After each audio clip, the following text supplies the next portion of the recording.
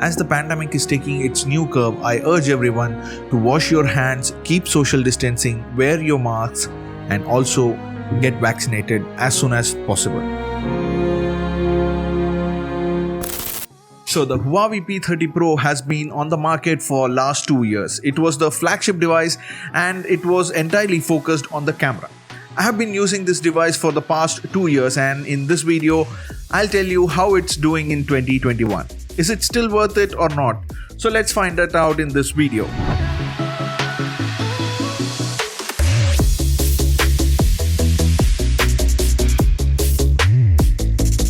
I can't talk about the Huawei's smartphone without considering the obvious problem with the US trade bans and then lack of Google Play Store access for new devices, which I think is a real shame because the US restrictions mean that the Huawei P30 Pro is the last true flagship Huawei smartphone to launch with the Google mobile services pre-installed.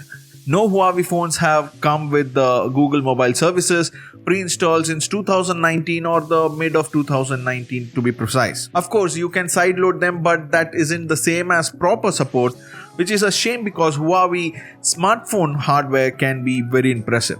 The camera is of course the main selling point of the any P series smartphone, including the P30 Pro. So coming back to the P30 Pro, let's bring some specs on board. 6.47 OLED HDR10 display, Kirin 980 7nm SoC, UFC 2.1, in-display fingerprint scanner, 40 megapixel main camera with 8 megapixel periscope, 20 megapixel ultra wide and time of flight 3D depth sensor, 32 megapixel selfie camera, 8 GB of RAM and a 128 GB or a 512 GB of storage, massive 4200 mAh battery, fast charging 40 watts and 15 watts wireless charging with a 2.5 watts reverse wireless charging. These specifications and features have held up well over time and work just as well as they do in today's flagship. But in 2021, is that still a worthy contender? You might have the answer for that in the end. Anyhow, let's talk about the design. I do love the breathing crystal color, which was the highlight color option. I believe Huawei led the way with this type of finish on certain smartphones in general. For certain people, the device width would be a challenge, but since my palms are little larger, I didn't have any problems. And one-hand operations are quite okay for me, except reaching the notification panel edges. That's why I use the ring grip for this purpose, and I have been addicted for this. The buttons on the sides are very sharp, but they have a good clicky feel to them. The Full HD Plus screen is also nice and colorful, but I'm not a fan of the dewdrop notch. It fades into the background and it's easy to forget it's there, so it's hard to complain about it, especially because it's relatively tiny. However, the P30 Pro retains some modern design features. It has a waterfall-like panel with the curved edges, IP68 dust and water resistant, and in-display fingerprint sensor, which are common on any recent flagship phone. The P30 Pro is already functional from a hardware standpoint in 2021, even though it isn't a cutting edge. Also, to remind you, P30 Pro New Edition was launched in May 2020, though it didn't have anything different in design, just some minor hardware upgrades. The P30 Pro also updated to Android 10 and EMUI 11 via OTA update. What more could you want from a flagship phone in 2021? Many things have been updated in EMUI 11 to make the device more user-friendly. Apps can be killed in the background and notifications can be delayed. However, this is a Huawei EMUI feature to help the battery life better. The Kirin 980 chip inside the P30 Pro performs admirably across the board, though it is far from perfect in terms of benchmarks. It's comparable to the Exynos 990 found in the Galaxy S20.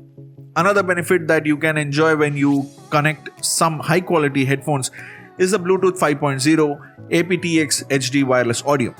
I'm using my FreeBuds Pro, which is fantastic. The sound quality is excellent, which is due to the part of the headphones as well. 5G is a miss, but I don't mind because it's not even available in many areas in the country where I live. The battery on the P30 Pro is exceptional for a variety of reasons. The 4200 mAh battery is huge and lasts for a long time.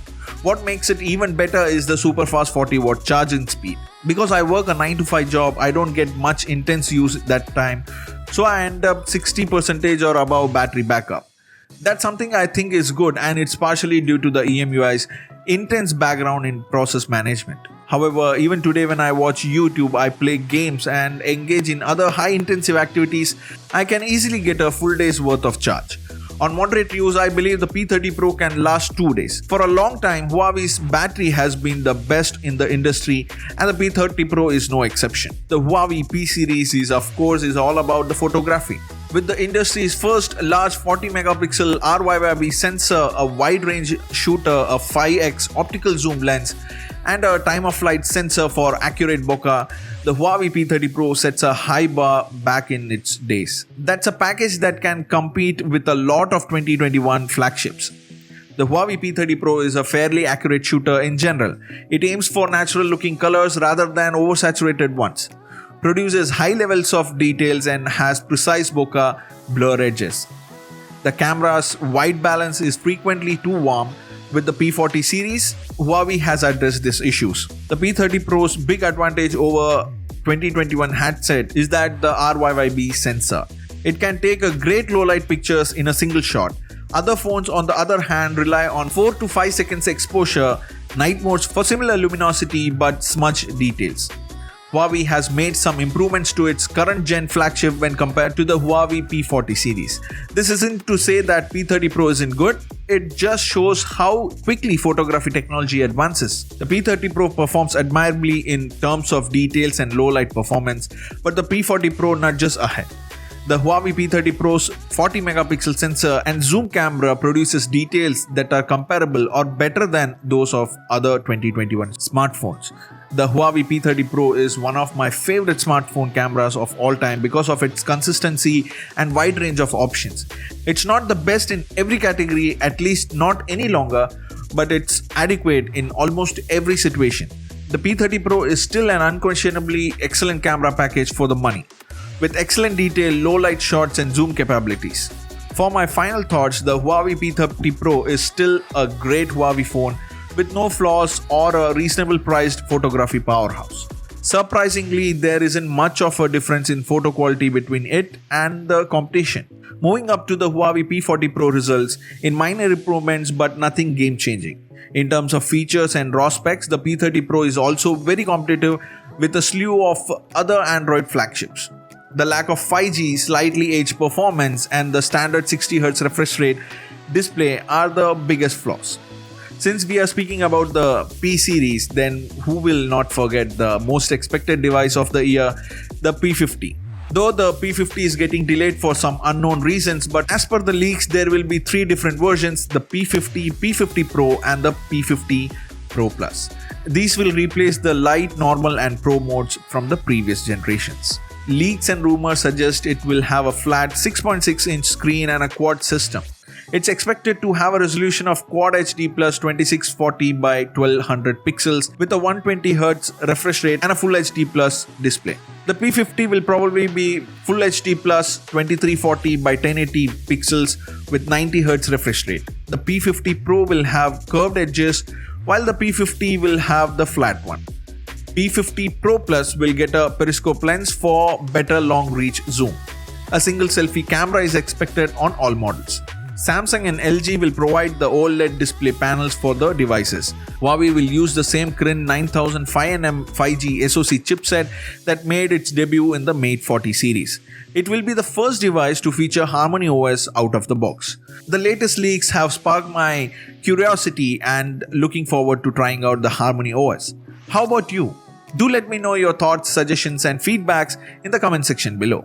So that's it from me today. I hope you enjoyed this video. If yes, then hit the like button and share it with your friends. I will meet you in the next one. Until then, stay safe, take care, bye.